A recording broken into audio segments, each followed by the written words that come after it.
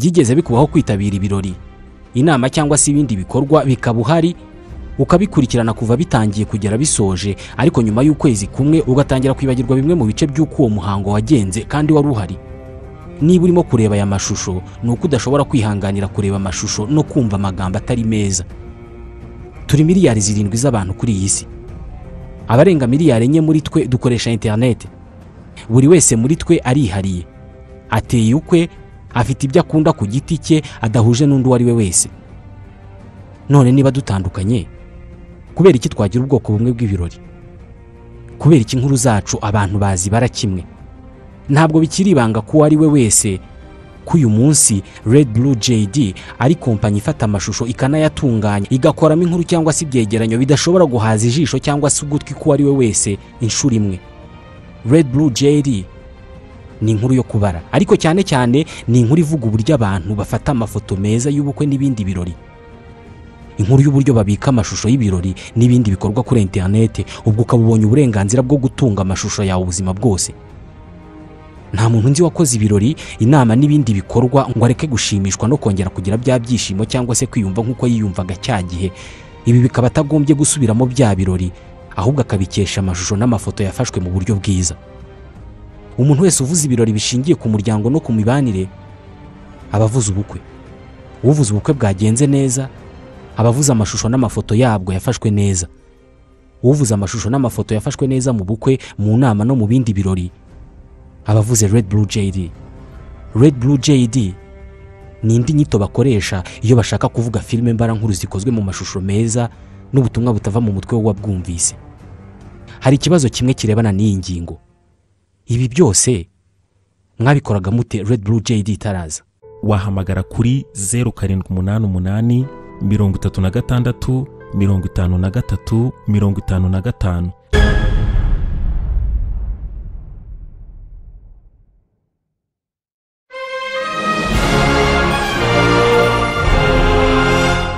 RedBlue JD. RedBlue JD. RedBlue JD. Tubashimiye kuba murimo kumva Radio Rwanda.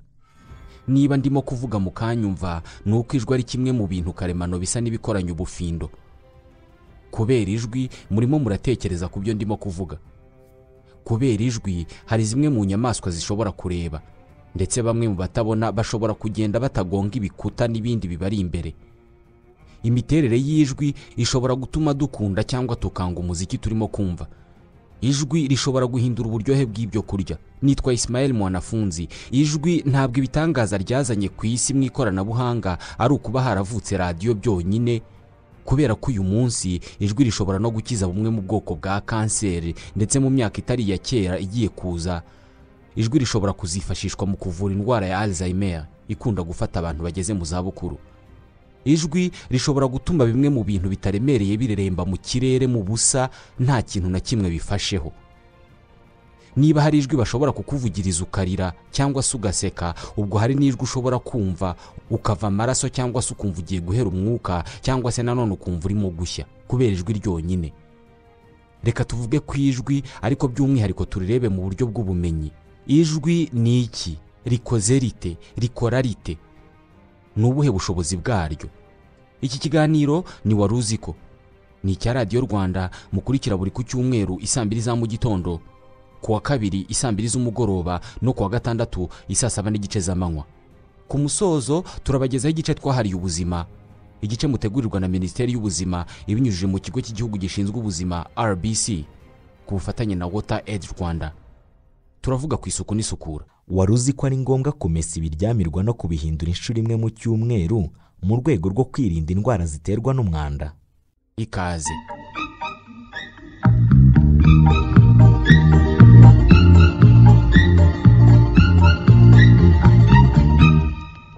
Abantu iyo babajijwe gusobanura ijwi cyari cyo, benshi barigereranya na twa tuziga tw'amazi twirema iyo ujugunya akabuye mu mazi, cyangwa se igitonyanga kimwe kiguye mu ndobo y'amazi, ukuntu uhita ubona utuntu tw'utuziga dushoreranye. Ijwi ni urukurikirane rw'imitigito y'umwuka ikwirakwira iturutse ku kintu runaka.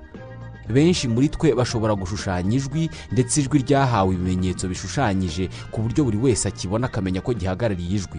uyu munsi ijwi dushobora no gupima uburebure bwaryo, uburemere bwaryo, ariko kuryerekana cyangwa se kurigaragaza ngo abantu babe banaritunga urutoki ngo iri ni ijwi byo ntabwo byoroshye. Ijwi risa n'irifitanye imikoranire n'ibindi bintu mu buryo buteye amatsiko kureba. Ubuvumbuzi butari ubwa kera bwagaragaje uburyo ijwi rishobora gukorana na bimwe mu bikoresho dusanzwe dukoresha, rikigaragaza mu buryo ushobora kuribona. Uyu munsi hari siyanse cyangwa se ubumenyi bwitwa simatike. Ni siyanse cyangwa se ubumenyi bwo gukoresha ijwi ugashushanya ibinyampande bitandukanye, nako ijwi rigashushanya ibinyampande bitandukanye. Ni ubumenyi bwo gukora ijwi rigaragara ushobora kubonesha amaso. Ufashe telefone yawe igendanwa ukayimenaho umucanga muke cyangwa se ukayinyanyagizaho ifu, noneho ukayihamagara ku buryo ivibura kumwe itigita. Wa mucanga cyangwa se yafu wayimennyeho ihita yishushanyamo ibinyampande bitandukanye bitewe n'uburebure n'uburemere bw'ijwi ririmo gusohorwa na telefone irimo kuvibura. Iyo bafashe akabaho kataremereye nka kakandi bita triplex, bakakanyanyagizaho umucanga, barangiza bakagatereka kuri piano, ubundi bakayicuranga. Buri nota ricuranzwe kuri iyo piano rishushanya ikinyampande cyihariye muri wa mucanga uri kuri ka kabaho karambitse kuri piano. Ikinyampande gishushanyije neza neza mu buryo bugororotse ku buryo utagishushanyisha intoki. Bivuze ko buri nota kuri piano cyangwa se kuri gitari rifite uburyo rishushanyije mu buryo bw'umwimerere butahimbwe n'abantu. Buri jwi rifite isura. Uvugirije umuziki udunda cyane mu nzu irimo ubusa yuzuyemo umukungugu, waza gusanga utuntu tw'udushushanyo twikoze muri wa mukungugu. Buri mudundo wajya ukora agashushanyo kawo. Uku niko ijwi ryigaragaza mu miterere. Ubusanzwe ijwi turaryumva ntabwo turireba, ariko hano tuba turibonye. Kuva twaza mu isi, ijwi ryabaye nk'uburyo bw'ibanze bw'ubutabazi bw'ingenzi kurusha ubundi butabazi bwose bubaho. Icyago kije kidusatira tucyumva mbere yuko tukibona.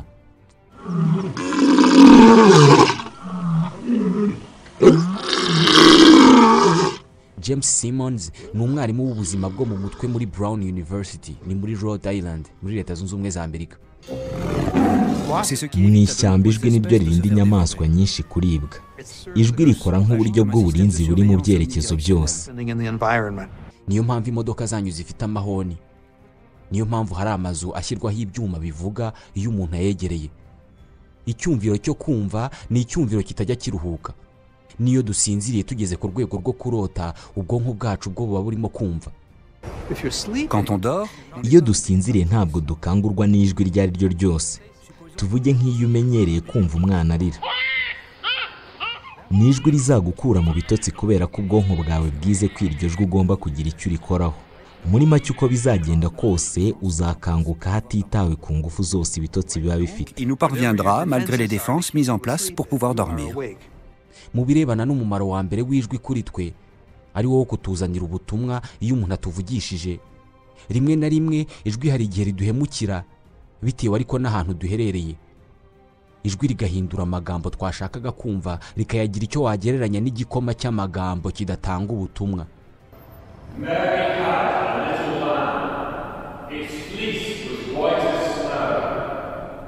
Hari igihe mu kiliziya biba bimeze gutya. Hari ubwoko bw'imyubakire bushobora guhindura amajwi cyangwa se umuziki urimo gucurangwa. Buri gihe iyo uri mu nzu ukavuga ijambo, kugira ngo rigere mu gutwi k'umuntu urimo kukumva, ribanza kuva mu kanwa rigakubita ku butaka bw'imbere y'aho uhagaze cyangwa se wicaye, rikahava rigakubita ku bikuta no ku gisenge cy'inzu, ubundi rikabona kujya mu gutwi k'uwumva. Niyo mpamvu gukoma amashyi mu nzu nini cyane imeze nka kiliziya bivuga gutya. Buri jwi rivugiye mu nzu nini rigera mu gutwi kwawe ryatinzeho gato kubera ko ribanza kunyura muri izo nzira zose twavugaga. Kubera ko ijwi ari uruhererekane rw'imitingito y'umwuka igenda isimburana umwe inyuma y'undi, niyo mpamvu mu mazu manini cyangwa se mu bikombe umuntu avuga akisubiramo. Onde cyangwa se imitingito y'umwuka ya mbere yinjira mu gutwi kwawe mu gihe hari ibikiri mu nzira, igikubita ku bikuta cyangwa se ku misozi iyo uvugiye mu gikombe. Mu gikombe imisozi ikora akazi nk'agakorwa n'ibikuta muri sale cyangwa se mu nzu. Amasale manini gutya ntabwo ari ahantu heza ho kuvugira imbwirwaruhame kubera ko kwagushorerana kw'amaonde cyangwa se imitingito y'umwuka bituma amagambo yivangavanga, ubutumwa ntibugende neza. Hari amasare cyangwa se amazu manini aba yubatse ku buryo uvuga ikintu maze kubera za nzira ijwi rinyuramo zo kubanza gukubita ku butaka, ku bikuta no ku gisenge, umuntu akajya yisubiramo ku buryo umuntu umwe ashobora gukora korari. Muri Baptistère de Saint-Jean ahitwa Pise mu Butaliyani,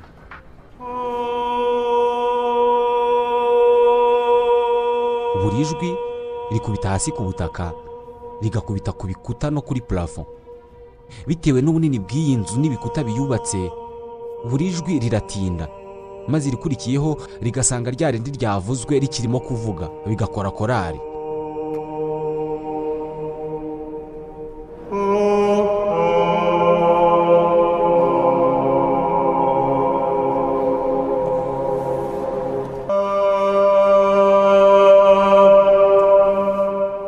Uyu ni umuntu umwe.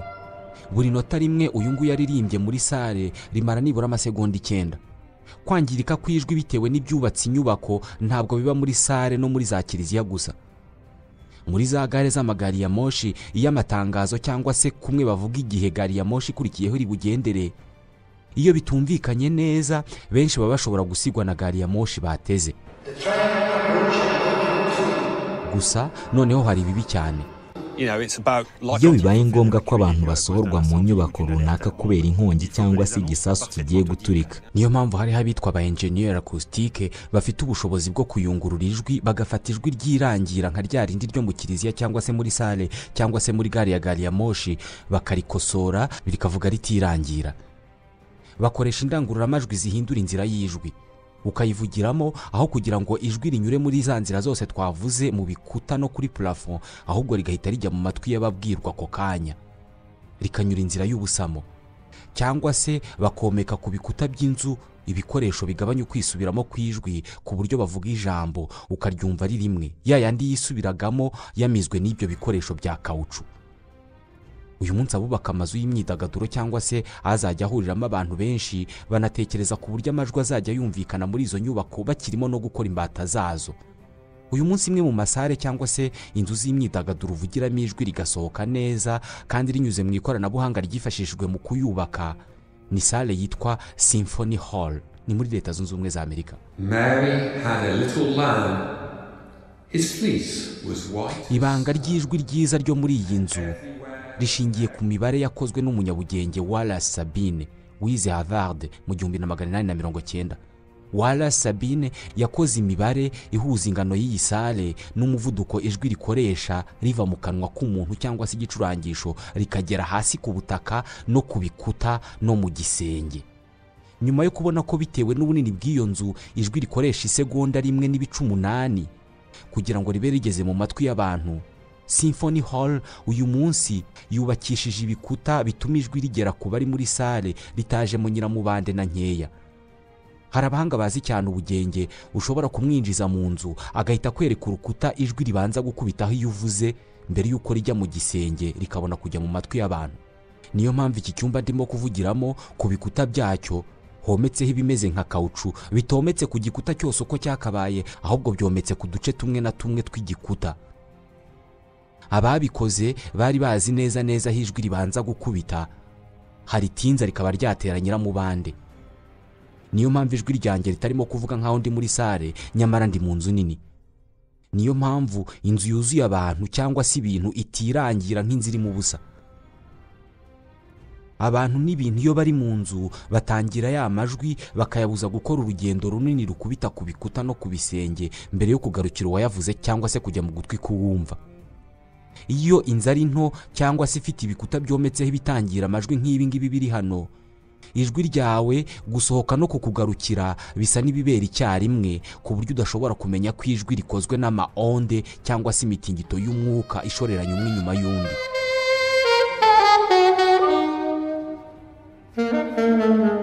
Mu matwi yacu buri umwe muri twe yakira mu buryo bwe amajwi n'urusaku yumva. Ibi biterwa hanini n'imiterere yawe cyangwa se imiterere y'isoko y'ayo majwi.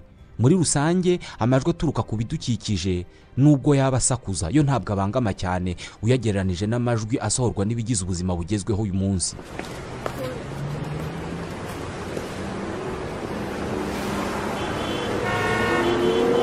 uramutse ugiye mu ishyamba uko haba hasakuza kose ntabwo byakubangamira nk'uko waba uri mu mujyi rwagati. Ariko ni ryari uburemere no gusakuza kw'ijwi bitangira kunanirwa kwihanganirwa n'ubwonko bwacu? Abantu bajya mu nzu z'urubyiniro ruriya rusaku barwihanganira bate? Habaho akuma kitwa sonometre gapima uburemere n'ingufu ijwi ry'umuntu cyangwa se ikintu risohokana. Ikiganiro cy'abantu gisanzwe nk'uko nguko murimo kunyumva kiba gifite hafi muri decibel 60. Decibel ni igipimo fatizo cy'ijwi. Guhera kuri decibel 85 nk'iyi moto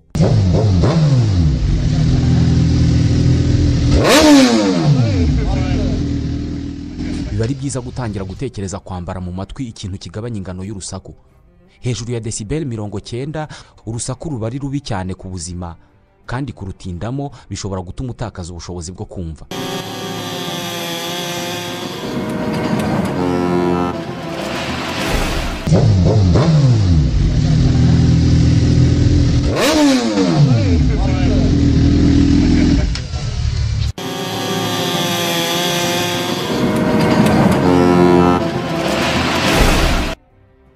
Nk'aka kamashini gatema ibiti gasohora decibel 110. Hejuru ya decibel 120 urusaku rutangira kuryana. Bigomba kuba ariyo mpamvu leta y'u Rwanda isaba abantu kudakora ibikorwa bisakuriza abandi. Urusaku rwinshi rutera ubwonko kugerageza kwirwanaho cyangwa se guhunga.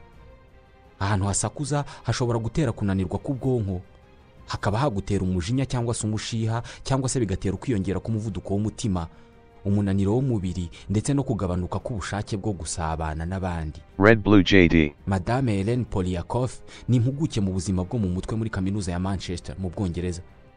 Yakoze ubushakashatsi ku ruhare ijwi cyangwa se urusaku rushobora kugira ku buryohe bw'ibyo kurya. Muri ubu bushakashatsi twakoresheje ibyo kurya birimo isukari ndetse n'ibirimo umunyu. Twasabaga ababukorerwaho kwambara ekuteri. Kwigerageza rya mbere nta rusaku rwabaga ruri muri ekuteri. Kwigerageza rya kabiri ekuteri yabaga irimo urusaku rusanzwe ruri hagati ya decibel 45 na 55. Ku nshuro ya gatatu twashyiragamo urusaku rwinshi ruri hagati ya decibel 75 na 85. Abakorerwagaho ubushakashatsi bafungaga amaso ku buryo batamenya ubwoko bw'ibiryo byabashyizwe imbere. Benshi muri bo batubwiye ko bumvaga ibyo kurya birimo umunyu muke cyangwa se isukari nke iyo babaga barimo kumva urusaku rwinshi. La nourriture leur semblait moins sucrée ou moins salée quand il y avait un bruit de fond. Bivuze ko ibiryo wariye mu mujyi rwagati ushobora kumva byahinduye uburyohe ubyimukanye ukajya kubirira ahandi hantu hatuje. Ibi birasobanura impamvu mu ndege abantu bumva ibyo kurya bitaryoshye nk'uko bisanzwe. Urusaku ruri hejuru ari rwo bita bruit blanc rubuza ubwonko gusesengura mu buryo bwuzuye andi makuru yose azanywe n'ibindi byumviro. Urusaku rurangaza ubwonko ntibusesengure neza uburyohe bw'ibyo kurya. Uburyohe bwumvikana ku gipimo gito cyane kubera ko ubwonko buba butabwitayeho cyane. Mu mijyi minini yo mu isi yose ingano n'ubwinshi bw'urusaku ruhaba bihinduka buri munsi uko iyo mijyi igenda itera imbere. Ubwoko bw'urusaku rwari mu mujyi wa Kigali mu mwaka wa 1990 n'uyu munsi ruracyahari, ariko rwamizwe n'ubundi bwoko bw'urusaku rwazanywe n'iterambere uyu munsi umujyi wagezeho muri iyi myaka ishize. Hari abahanga mu kubika amateka batekereza ko ari byiza ko imijyi minini yajya ibungabunga ubwoko bw'urusaku ruhari rukabikwa nka kwa kundi bareka inzu ikaba igikorwa remezo ndangamurage, ikaguma aho ngaho uko imeze, iterambere ryose rikajya rihasanga. Hari ibihugu bikora ibi ngibi ku rusaku. Hari ibihugu bifite ubwoko bw'urusaku rubiranga. Barry Troix ni umwarimu w'itumanaho rishingiye ku rusaku muri kaminuza ya Simons Fraser muri Canada. Byatangiye mu myaka y'1970 ubwo havukaga umushinga wiswe ibidukikije by'amajwi. Umwanditsi w'indirimbo w'umunyakanada Raymond Mashafa wigishaga muri kaminuza ya Simon Fraser yavuze ko byaba byiza abantu bahimbye ubwoko bw'urusaku ndangamurage. Ce serait nettement plus positif de créer un paysage sonore.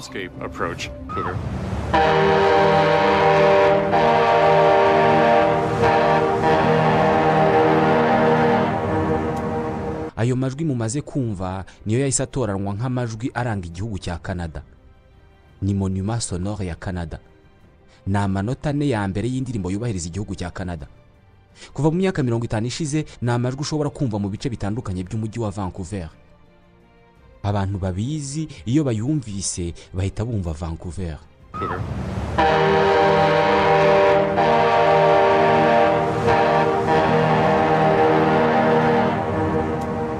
Ibi ni nabyo byavuyemo isomo bamwe biga mu mashuri ryitwa ecologie acoustique.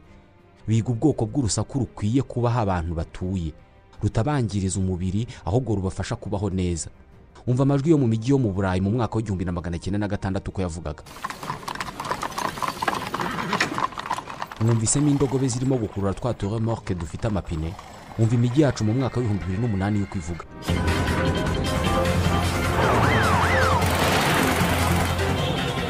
Kera washoboraga gutandukanya amajwi agize urusaku urimo kumva. Uyu munsi byakugora gutandukanya uhonda, uhamagara, imodoka igenda, ukata ibiti n'imashini, udodesha imashini ndetse n'ibindi byose bihurira hamwe mu mijyi yacu. Uyu munsi ahantu hamwe ushobora kujya muri iyi si hasigaye urusaku rumeze neza nk'urwari mu mijyi y'Uburayi mbere y'umwaduko w'inganda. Nahitwa Venice ni mu Butaliyani. Ni umujyi uri ku mazi ahakoreshwa amato y'ingashya. Bimeze neza nk'uko byari bimeze batarakora za moteri. Icyo wumva ni amajwi y'abantu n'imirindi yabo mu mujyi wose. Mu myaka ya kera muri uyu mujyi amajwi yakoraga akazi uyu munsi gakorwa na Facebook na WhatsApp na Twitter n'ibindi nkabyo. Abantu bumvaga umujyi wabo uko wakabaye ku buryo amajwi ariyo yagenaga ibikorwa n'isaha bikorerwaho mu mujyi wose. Mbere ya radio, televiziyo na internet, inzogera zari ibikoresho by'ingenzi mu itumanaho. Ku bantu batagiraga amasaha, ibikorwa by'umunsi wabo byagenwaga n'inzogera. Icyo gihe ntabwo inzogera zavugaga ibigiye gukorerwa ku kiliziya gusa, ahubwo n'abantu ku giti cyabo barazikoreshaga. Bigomba kuba ariyo mpamvu kiliziya gatolika na n'ubu ngubu igikoresha inzogera. Ni umuco wakomotse mu Butaliyani ahari umurwa mukuru wa kiliziya mu isi. Par exemple, nk'urugero inzogera yitwa Marango niyo yavugaga.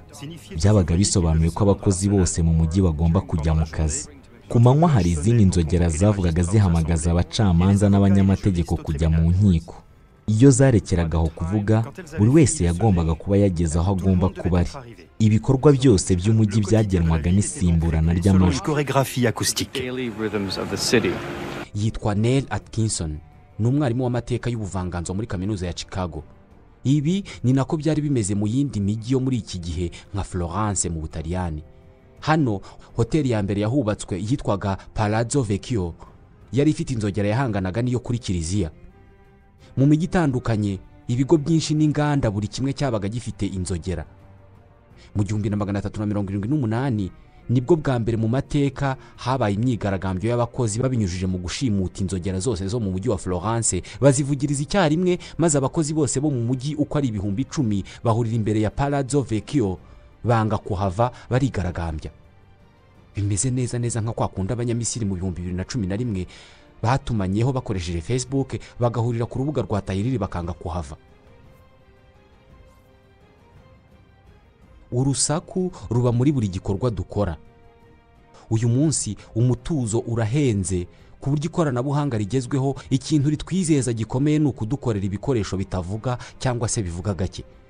Ariko noneho tekereza urusaku rubaye ariyo ntwaro yawe y'ingenzi, ariyo ntwaro ufite yonyine yo kwifashisha igufasha kubona ibyo kurya.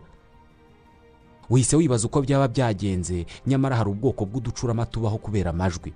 James Simon ni umwarimu w'ibinyabuzima muri Brown University ni muri Rhode Island. Uducurama ni inyamaswa zitangaje. Ni inyamaswa zikora ibintu byose zidakoresheje amaso. Yakoze ubushakashatsi ku buryo uducurama tuguruka tutarebesha amaso ahubwo tukayoborwa n'ijwi. Uducurama ntabwo tugorwa na gato no kuguruka ku muvuduko w'ibirometero 160 ku isaha mu ishyamba ry'inzitane, tukabikora tunahiga utundi dukoko, ariko ibi byose tukabikora tutarebesha amaso. Ntabwo byumvikana neza uburyo bishoboka. Iri jwi ni ry'agacurama kagenda kavuza iyo karimo kuguruka. Wowe ntabwo ushobora kuryumva ukoresheje amatwi masa kubera ko riba rivuga buhoro cyane. iyo karimo kuguruka katarebesha amaso ahubwo kavuza aya majwi, ubwonko bwako buhita busesengura ibimenyetso by'ijwi rivuze cyangwa se les signaux sonores, bugahita bukora imibare ikomeye cyane ishingiye ku ntera iri hagati y'ikintu kiri hafi aho ngaho iryo jwi rikubiseho n'ahantu ako gacurama kageze, ku buryo niba imbere yako hari igiti, ijwi gasohoye riragenda rigakubita icyo giti, rigahita rigaruka ku bwonko bugakora imibare igaragaza ingano y'intera iri hagati y'ako gacurama n'icyo kintu ijwi rikubiseho, kandi byose bikaba mu kanya kari munsi y'ako dukoresha duhumbya. La chauve-souris agacurama gasohora amajwi maze ubwonko bwako bugahita bukora imibare yihuta cyane ishingiye ku ngano y'igihe nyiramubande zikoresha ziva ku kintu kiri mu ntera runaka zigaruka ku gacurama. Ubwonko bwako bufite ubushobozi bwo gukora imibare mu buryo bwihuse ku buryo agacurama kumva ibintu bikari imbere yo kuvuza ijwi rikurikiraho. Mudasobwa zacu zigezweho nta bushobozi zifite bwo gukora imibare agacurama gakora. Nos ordinateurs numériques ne sont pas assez puissants pour ça. Ishusho agacurama kabona gakoresheje amajwi bayita image sonore. Nibyo ibyo urimo gutekereza ntago wibeshye, uducurama turebesha amatwi. Hari abantu bafite ubushobozi bwo gukora ibi. Afite amezi 13 y'amavuko, Daniel Kishe yatakaje ubushobozi bwo kubona bitewe n'ibyitwa retinoblastoma. Ni kanseri ya kimwe mu bice bigize amaso. Mu buryo atari yatekerejeho, nawe yahise atangira kujya avuza ururimi rwe igihe arimo kugenda kugira ngo ryajwi rikubite ku bintu bimuri imbere bimugarukeho, amenye intera ibyo bintu birimo maze atangire gutekereza kubikatira. Urugo ni ururimi rwe arimo gukubita mu gisenge cy'akanwa. Iyi tekinike yayise flash sonare. Nubyandika muri Google uraza kubibona. Daniel Kish anatwara igare akoresheje ubu buryo. Umuntu nawe ashobora kureba akoresheje amajwi nk'uko uducurama tubigenza, ariko hari itandukaniro.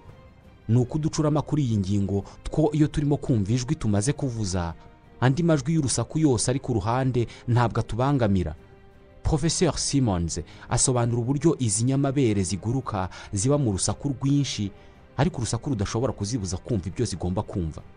Urusaku rw'ahantu uducurama tuba turi ruba ruri hagati ya decibel 120 n'130. Iyo uducurama tugera kuri 20 turimo kugurukira icyarimwe ahantu hamwe, tuba twumva urusaku rukomeye cyane. Nyamara ntabwo tujya tugira ibibazo byo kutumva kubera gusakurizwa bitandukanye n'uko bigenda ku bantu. Ngiyi impamvu ari ngombwa kumenya uko twirinda.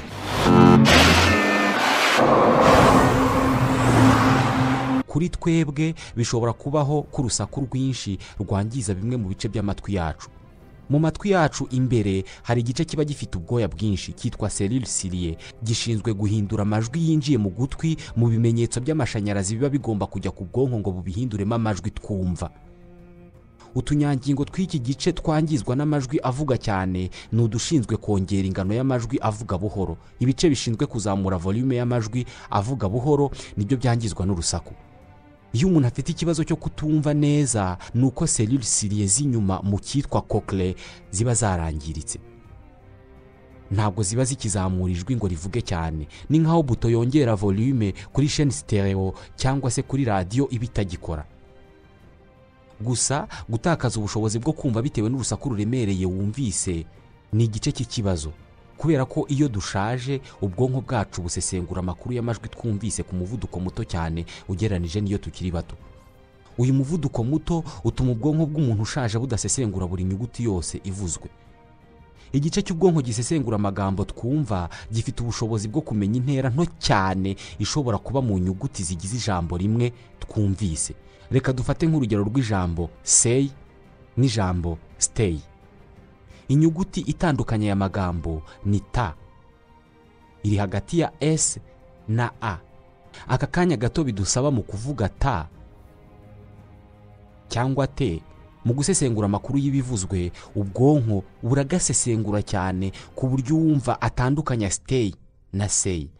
Abazi gukoresha gahunda ya mudasobwa itunganya amajwi yitwa Adobe Audition bazi uburyo ushobora gukata inyuguti ya ta muri stay kugira ngo ijwi rize gusohoka ari say kandi wavuze ijambo yavuze stay. Kuvuga inyuguti ya ta mu ijambo stay bigutwara iby'igihumbi 16 by'isegonda rimwe. iki nicyo gihe bisaba ubwonko mu gusesengura iyi nyuguti. Ni ukuvuga ko muri babiri, umwe akavuga say undi akavuga stay, mukabivugira icyarimwe. Uwavuze say yarangiza kuyivuga mu by'igihumbi 16 by'isegonda mbere y'uwa stay. Iyo umuntu ashaje rero ubwonko bwe bugatangira gutinda mu gusesengura amajwi, izi ntera ziba zigoye gusesengurika. Ikibivamo ni uko umusaza uzamubwira stay akiyumvira say, kubera ko ubwonko bwe bukoresha umuvuduko muto ku buryo butabona umwanya wo gusesengura ta cyangwa te. Inyajwi za i, u, o, a, e zo nta kibazo arazitandukanya, ariko ingombajwi zizibanziriza cyangwa se zizikurikira ntabwo yazitandukanye. Ahazaza h'ubushakashatsi ku ijwi ubwaryo ho harasa nahuzuye ubufindo. Uyu munsi hari abashakashatsi bafite ubushobozi bwo gufata imizindaro ine cyangwa se indangururamajwi bakaziha ubushobozi bwo gusohora igipimo kimwe cy'amajwi ku buryo nta yirusha indi kuvuga. Noneho hagati y'izo bafure cyangwa se iyo mizindaro bakahashyira utuntu tworoshye dushobora kuguruka nk'udupapuro. Iyo bavugije iyo mizindaro, twa tuntu tworoshye dushobora kuzamuka tukareremba mu kirere. Utwo tuntu tugumishwa mu kirere n'ibyitwa des ondes stationnaires. Ibi byiyongeraho kuba uyu munsi bakoresha amajwi mu buvuzi. Abashakashatsi bo mu bitaro bya Brigham and Women's Hospital muri Boston bashobora gukoresha ubwoko bw'amajwi bagatwika tumeur cyangwa se utunyangingo twabaye twinshi ahantu runaka mu mubiri, aribyo bita cancer. Bafata ubwoko bw'amajwi yitwa ultrason, ariyo majwi afite imitingito cyangwa se onde cyangwa se nanone ibimenyetso bishobora kunyura mu kintu gifatika. Hari ubwoko bw'ijwi rishobora kunyura mu ruhu rwawe, ijwi rikavugishwa n'imitingito y'ubusa ku buryo ritobora uruhu rwawe. Aya majwi rero niyo bakoresha iyo bapima abagore batwite. Mu buvuzi bafata ubu bwoko bw'amajwi cyangwa se bw'iyi mitingito bakabwerekeza ahantu hari tumeur cyangwa se hari kanseri. Iyo mitingito y'amajwi ihita itigisa cyane utunyangingo twa hahandi hari tumeur cyangwa se twa tunyangingo twavutse ari twinshi kurenza utw'umubiri ukeneye.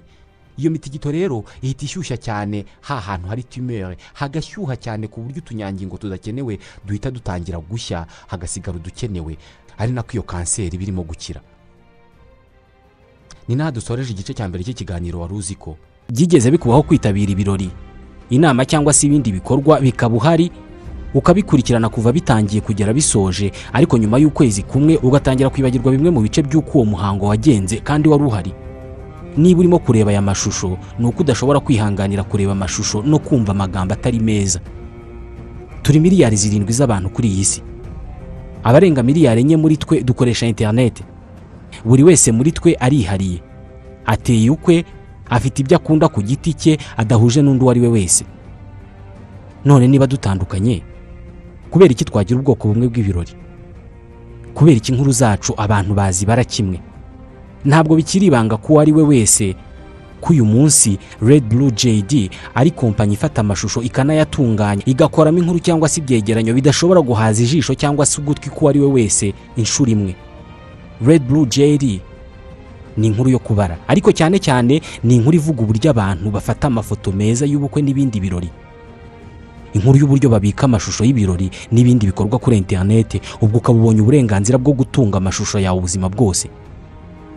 Nta muntu nzi wakoze ibirori, inama n'ibindi bikorwa ngo areke gushimishwa no kongera kugira bya byishimo cyangwa se kwiyumva nk'uko yiyumvaga cya gihe. Ibi bikaba atagombye gusubiramo bya birori, ahubwo akabikesha amashusho n'amafoto yafashwe mu buryo bwiza. Umuntu wese uvuze ibirori bishingiye ku muryango no ku mibanire abavuze ubukwe. Uvuze ubukwe bwagenze neza abavuze amashusho n'amafoto yabwo yafashwe neza. Uvuze amashusho n'amafoto yafashwe neza mu bukwe, mu nama no mu bindi birori abavuze RedBlue JD. RedBlue JD ni indi nyito bakoresha iyo bashaka kuvuga filime mbara nkuru zikozwe mu mashusho meza n'ubutumwa butava mu mutwe w'uwabwumvise. Hari ikibazo kimwe kirebana n'iyi ngingo. Ibi byose mwabikoraga mute RedBlue JD itaraza? Wahamagara kuri 0788 36 53 55.